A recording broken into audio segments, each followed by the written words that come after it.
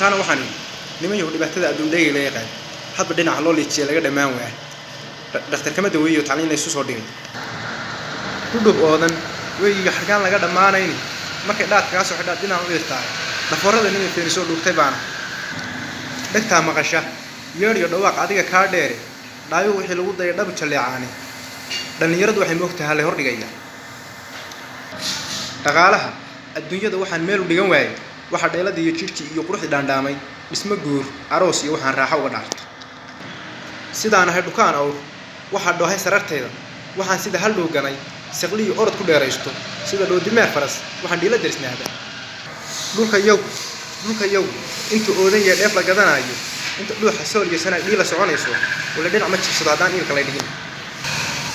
wala soor ma dhaafsado xaqina ka dheereeyay wala oday ma sii dhoogtay iyo boqor wax loo dhiistay dhiigayaga gududan sidii dharaf leel maayo baad sida ari ruwa helay markuu neef la dhaco caaw ilad iyo didmada iyo ku haray laba dharaaroode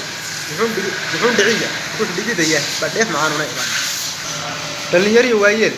dad iyo dhabiga seeraasha dhaqaale iyo soor iyo ka tagay dheef la kala iibso wuxuu dhiciya wuxuu dhigidaya badheef macaanuna dhafaqnaaxay iyo nacas dhergaba dhumiye ciidii geesi dhuuqtay iyo wiil dhintaa soo dhacsada goole ka dhaxbaxa haweenkay dhamanka yaacay subaan afarta did bay balan mid kale dhaha ka cadeeyo aan dhumiye suugaantu waa dhaxal adoogay dhakhtarkeeda aniga ah ee dhuuxa hadalkayga haddaan dhimirku toos ku shaqayn waa dhib iyo hawle daween baa macaan laga deeyo miro dhukaaleed ceel burayo shalay garabaha dhaanka loo raray waa kuwa madaxda